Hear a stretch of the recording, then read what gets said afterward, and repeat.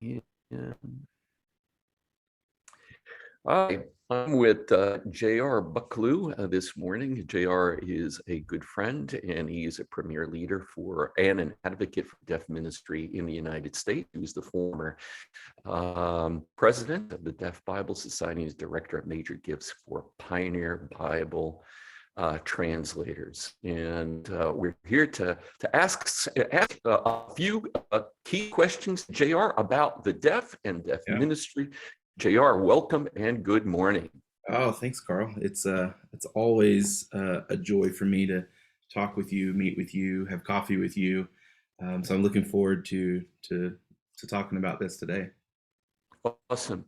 Well, we have a few questions, and I'm sure you've been asked this 100 times or more. Nevertheless, here's something that someone has asked. How do the deaf view the hearing when it comes to areas of knowledge? In other words, is there a natural cultural barrier between the deaf towards the hearing when it comes to explaining things? So, Yeah, your experience. yeah, you're right. I get questions like that quite often, and I think partly just because my own situation's quite unique. I'm a CODA, which is an acronym that stands for Child of Deaf Adults. Both of my parents are deaf. American Sign Language is my first language, and so I kind of grew up. Um, my whole social structure, community structure, the way I would process information was very deaf in the sense that, it was my deaf parents leading me through those things. I Mhm. was learning how to function in life from my deaf parents. And then Mhm. when I'd gotten older and started going to school, where people were speaking, of course, and people were hearing, I started going through this back and forth um, challenge of just daily culture shock. I'd leave home with one way of interacting and doing things, get to school, it'd be completely different, and then have to switch my thinking and try to figure out how to deal with that, and then leave school and go back home and do that all over again. It was like just constant back and forth. And for example, the most basic example I could give you is at home. If I wanted to get my mom's attention, I'd walk up, tap her on the shoulder. Mhm. Or, if I wanted to be less polite, bang on the kitchen table, or if we were in a mobile home, so stomp on the floor. Um, when I got to school, I found out that was quite frowned upon to get up from your seat and walk up and tap your teacher on her shoulder. And so there, Mhm. at the most basic, there were things like that, if I were to go home and not do those things, I would be considered rude, and I'm not, doing the right thing. And so all of that really shows you that if at the most basic function of just getting someone's attention, there's a complete difference in how we do that. Naturally, that's going to feed into every other aspect of culture, communication, social rules, social living. When is it appropriate to call somebody? What time is it not appropriate to call them after? All of these different Mhm. challenges that you would imagine. And so naturally, that lends itself to the challenge of, as you said, knowledge or information.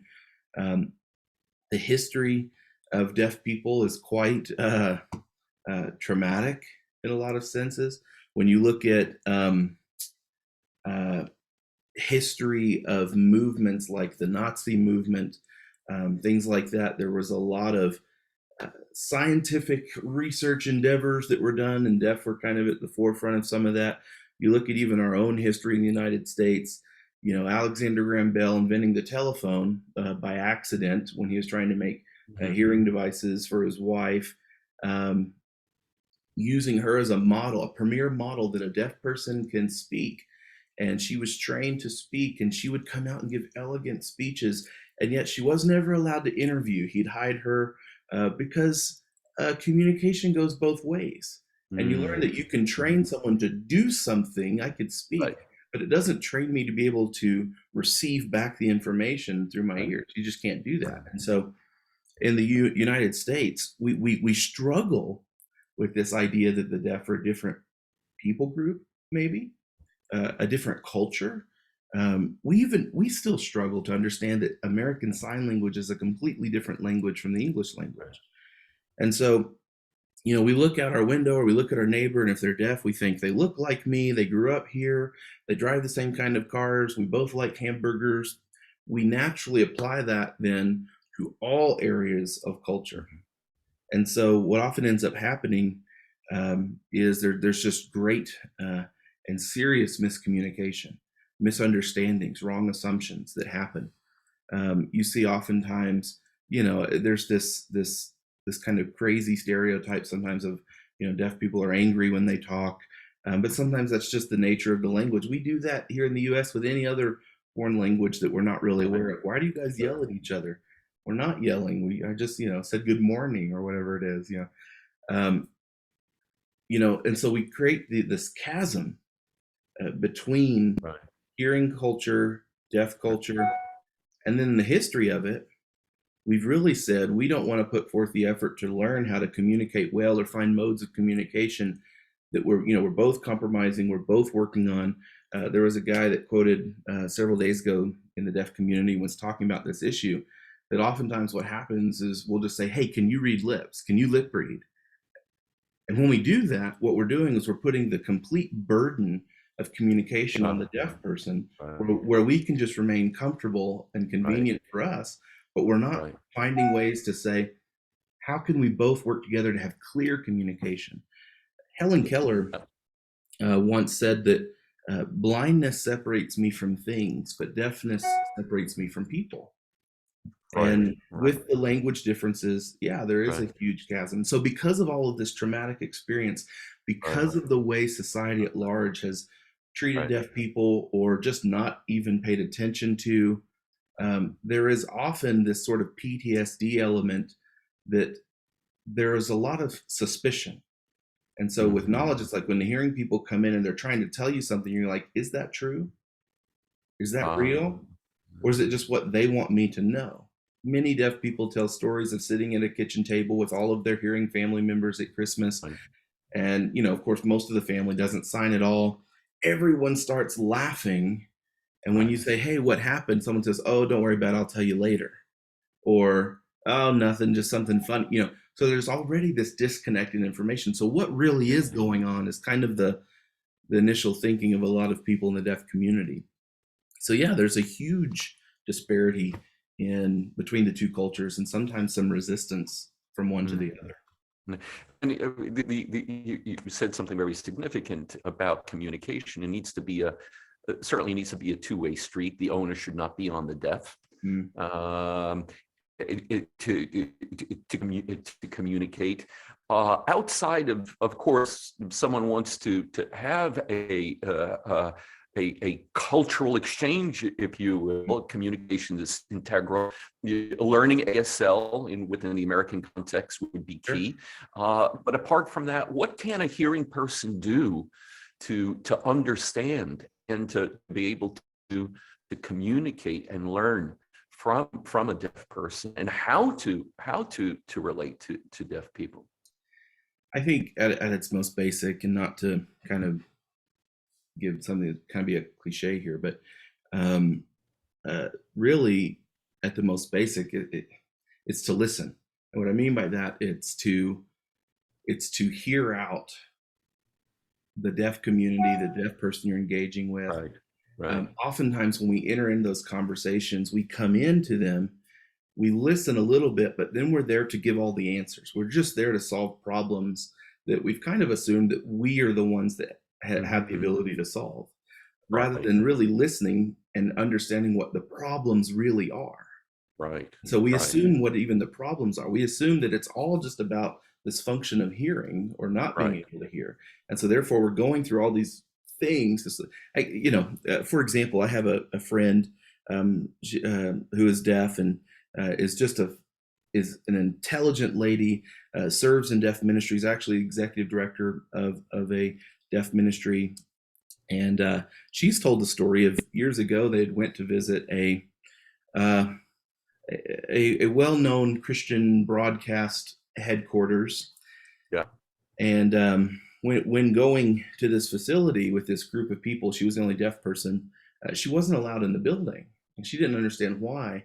until eventually, of course, someone said, well, we have a pastor coming to pray for you because we can't let this spirit be on campus. So there's this assumption that her deafness was directly related to a demonic spirit or something else. And she would be at another church, and someone would come down and they want to pray for her to be able to hear. They want to pray for healing. And she said, if they would have just asked, I have 10 other more pressing issues going on in my life that need prayer before me just being able to hear. Right. Can the Lord save my husband, fix my marriage, heal my sister from cancer? She's dying. My deafness isn't killing me. There are all these things. Like if you would have just listened, I could have shared something with you that would have been quite significant. And so outside of ministry, just social and relationship, it really is listening and learning. Carl, and that's what has created huge problems even in ministry.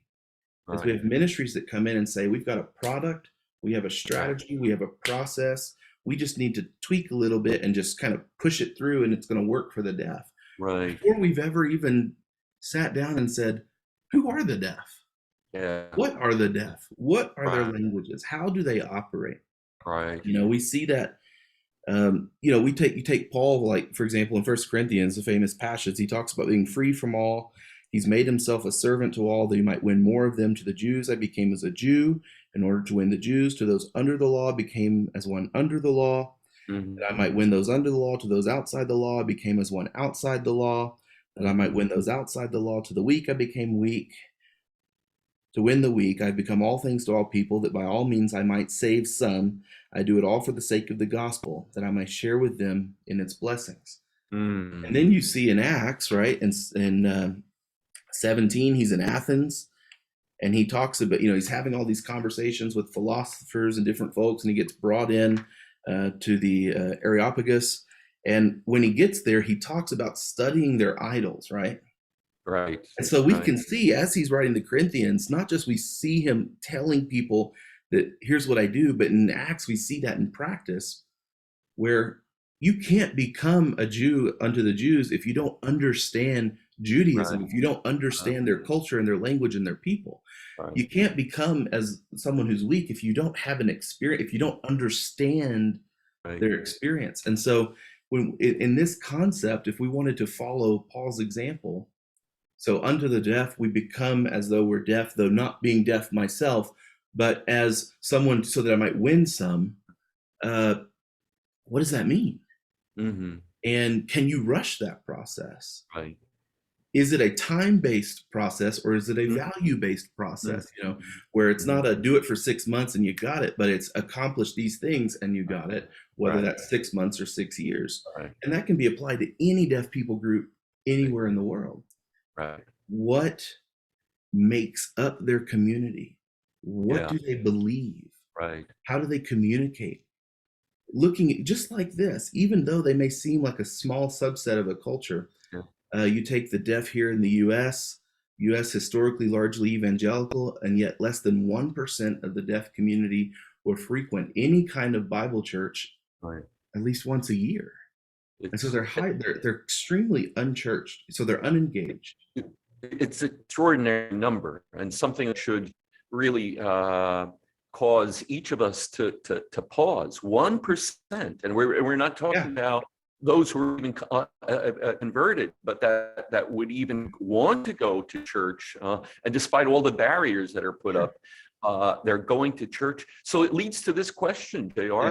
You find the deaf, are they interested in learning about Jesus? What is the response when the gospel is presented to them? I think it depends. If we're talking about deaf here in the U.S.,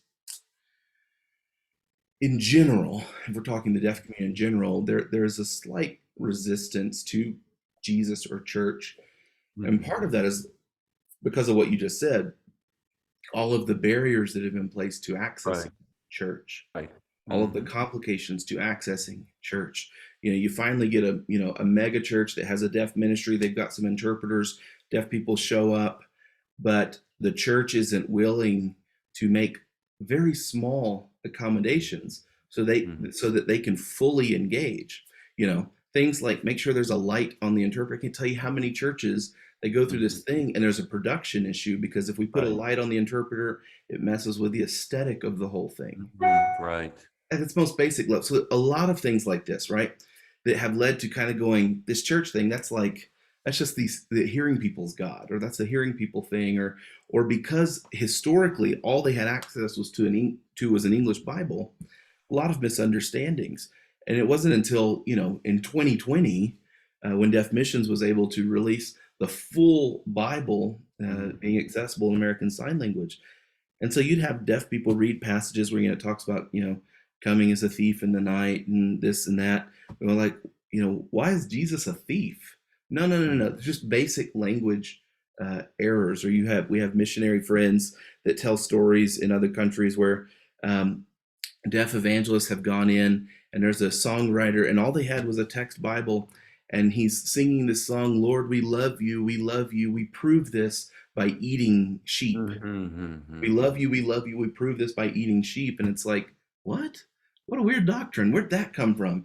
Well, the sign for eat or to feed or to do this was kind of similar. So the context of what they read was, Peter, do you love me? I do, Lord. Then eat my sheep. Well, that's not exactly what it's saying, right? But because of the language and culture issue, that's how they interpreted it. So here we go. I'm gonna eat sheep 3 times a day. I love the Lord so much.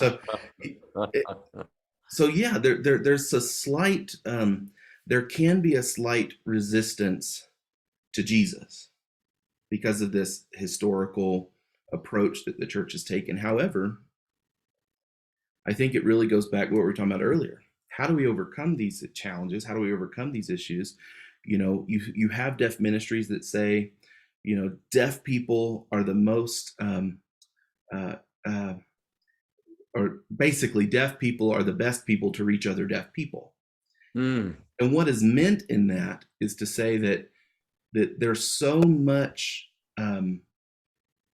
pre-existing awareness and knowledge of their culture and community that they don't have to overcome in the gospel sharing process. And those that are excited about sharing the gospel, in comparison to the overall deaf population, are quite few. And so how do we equip them to do it well? But it shouldn't, and it doesn't mean that hearing people can't do that. But what we have to remember, though, is we don't have this like hearing savior complex that I have all the answers, because we don't even yet know all the problems. Right. And so Patrick Lencioni talks about the 5 dysfunctions that exist within an unhealthy team. And he has this kind of pyramid. And at the base of it, it talks about that there's always this absence of trust. Because when you have an absence of trust, you have a fear of conflict. You're no longer able to have healthy conflict, meaning discourse, conversation, disagreement. If you don't have trust, you can't disagree in a healthy way because you don't trust the motives and the heart of the other person on the other side of the table. And if you can't have a healthy conflict, there's not going to be buy-in or commitment from people that are involved. And there's no buy-in and commitment. There's no accountability. And if there's no accountability, we don't pay attention to results, right? So we can see that in church structures. We see that in nonprofits. Someone comes in, they have a hearing savior complex. They're going to make this work. And yet, if everybody else at the table doesn't trust this person because of language issues, language barriers, maybe there really is a spiritual component to it where this person, they have ulterior motives. Building trust is key, and you can't build trust without engagement, without life. Incarnational ministry, right? So even like if we were going to go to work with the deaf in Japan, what does it mean to engage the deaf in Japan? It's more than learning Japanese sign language.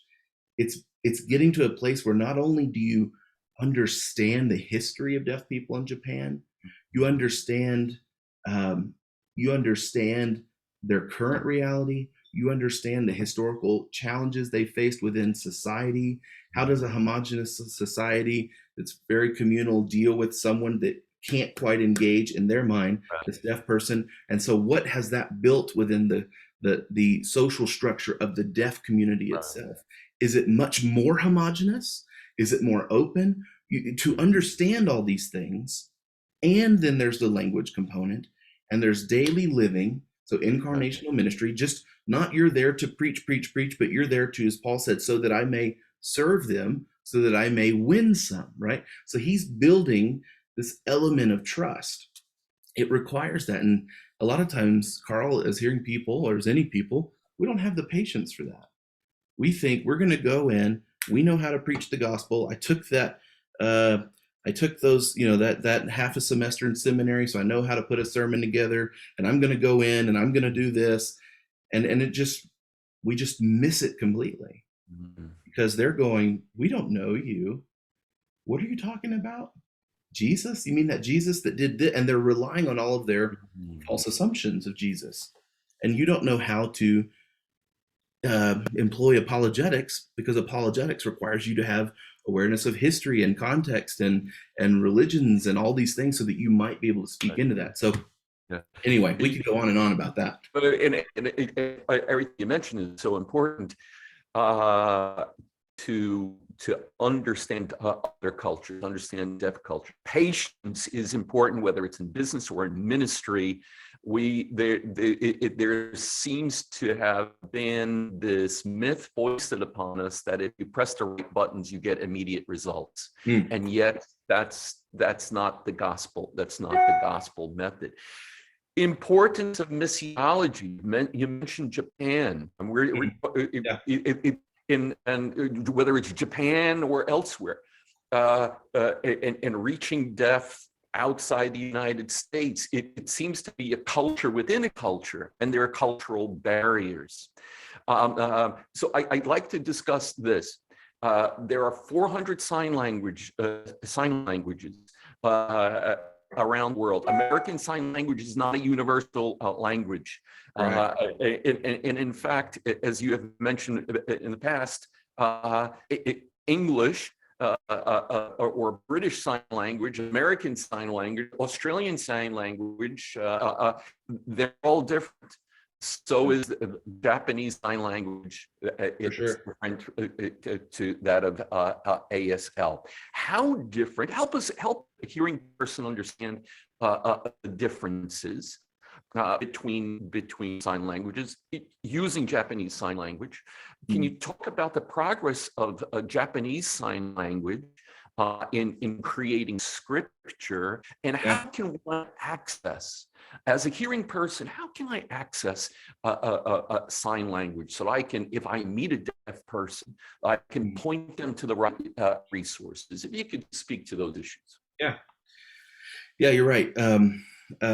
Again, because we talked about American Sign Language is not the English language; it's its own language. It's not just English in visual form. We're not just charading something that's standardized one word for word.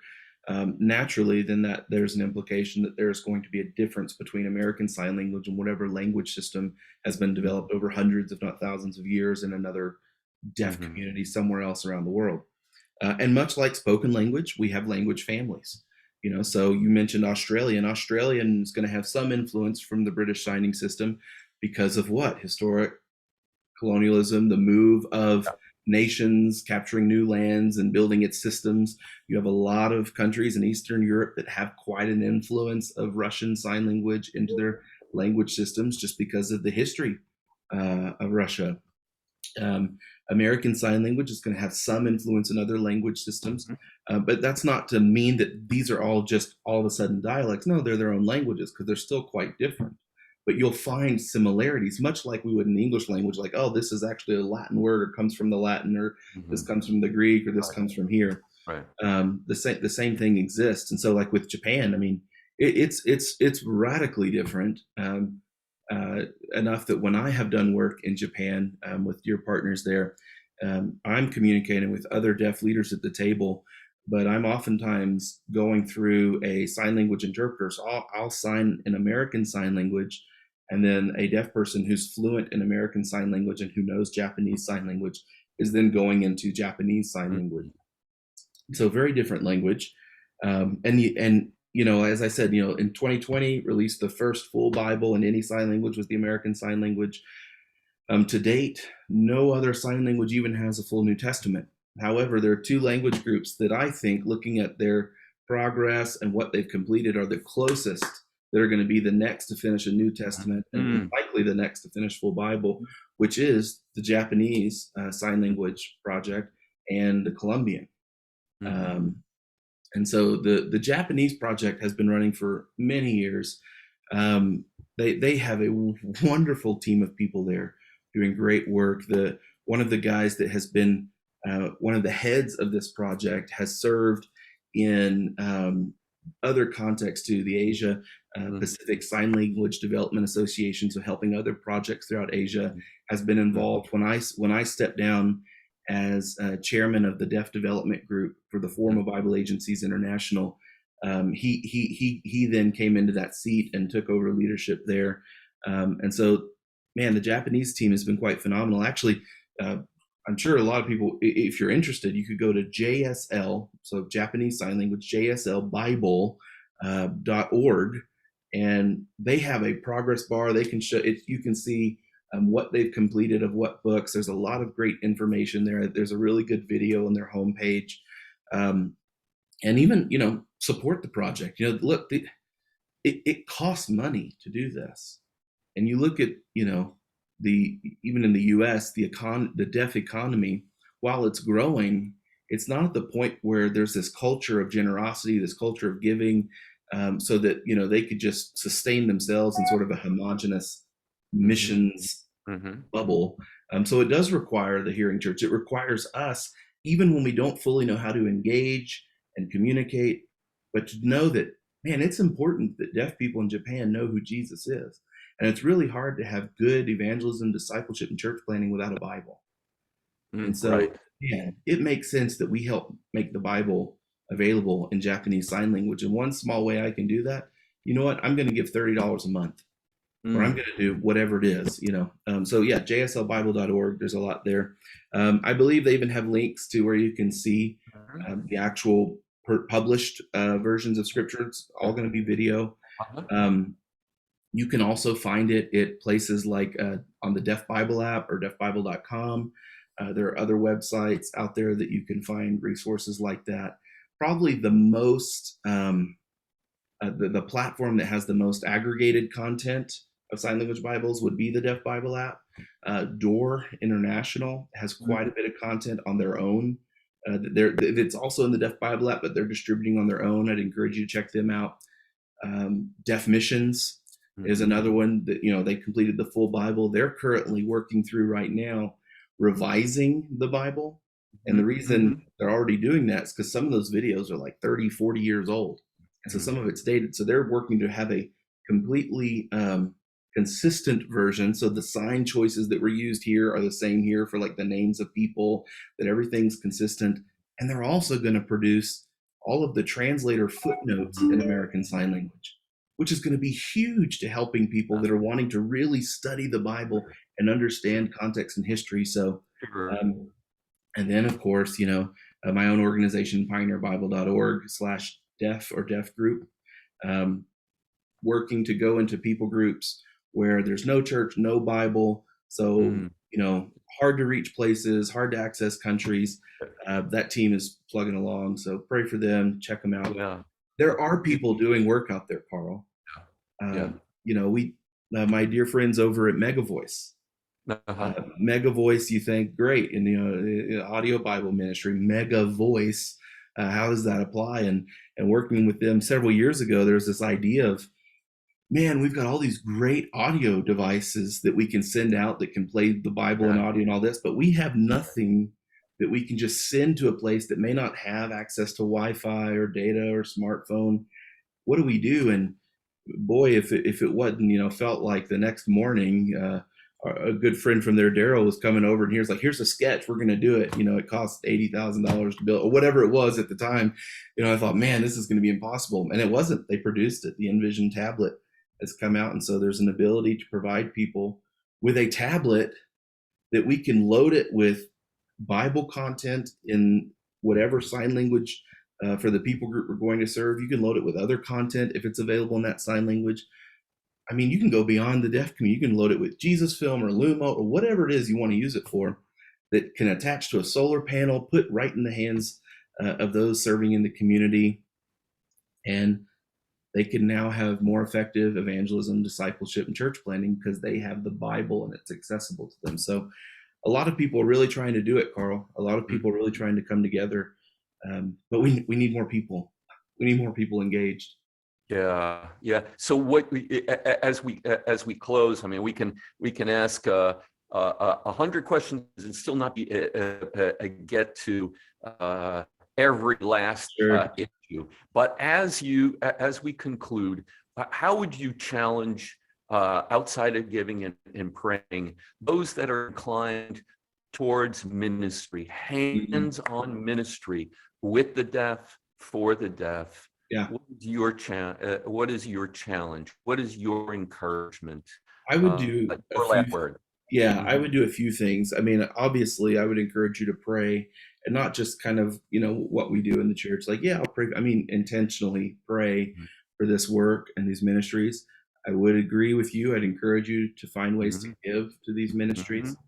mhm, mhm, But your local context, mhm, the first thing I would encourage you to, if you're really considering deaf ministry, is to go, use Google or use mhm, deafchurchware.com mhm, and try mhm, to find out, are there deaf churches or congregations already doing a work mhm, among, with, by, whatever, the deaf in my community? And if there are, meet with those people.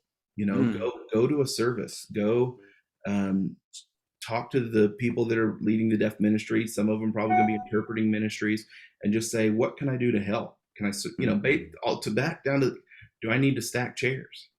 And just mhm, be in that environment. Just be among the people as you learn language, as you build relationships. What mhm, can I do to just get a foot in the door? And then, I think the next step, as you're doing that, find ways to, um, find a deaf person that can be a guide, mhm, kind of mhm, this Sherpa for you that can help you navigate learning the language, find where there's local sign language classes.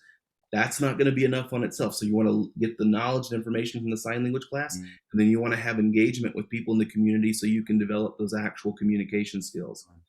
Communication, language, two different things. And so you want to be able to bring both of those together, but find that, like I said, that deaf Sherpa of sorts that can kind of help you navigate that can become comfortable with you asking questions. You say, mhm, look, I don't know what I don't know. And so I mhm, just tell me, how do you feel about this? Or what mhm, is that? Just ask all those questions. yeah, And then just, you seek the Lord in that. And as doors open, He'll bring those opportunities. yeah, If yeah, you've built trust and if you've been able to have healthy conflict and there's, people are buying into these ideas, if the Lord was wanting you to serve in a higher capacity there, deaf people, once they've built that trust with you and they see that you are there not because you want to lead them to something, but because you want to serve them to something. mhm, You want to mhm, serve them so that you might win some to Jesus, mhm, right? They're going mhm, to say, hey, could you do this? Could you mhm, help us with this? mhm. What, those conversations will come.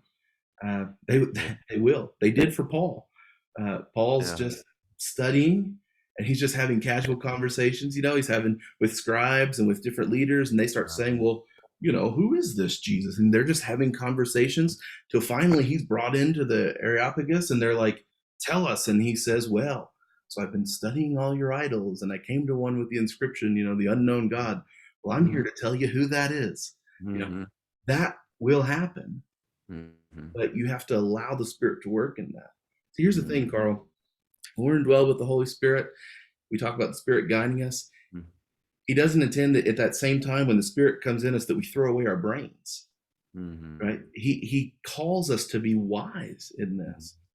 And yes, even in that, there's following the Spirit. Where is the Lord leading me? But there's also a responsibility that the Lord has given us that we be wise as serpent, that we have this wisdom that we mhm, employ even in that process. And so pray, give, going meaning not step in and lead, but step in and serve and learn. And so I think mhm. if you do those things, you'll be headed in the right direction. I'm guaranteed you step out in faith and really want to serve, the Lord will give an opportunity Yeah, to absolutely. open the door for ministry, hands-on ministry. It Uh, will come. Absolutely. If we simply want to live life with others that Yeah.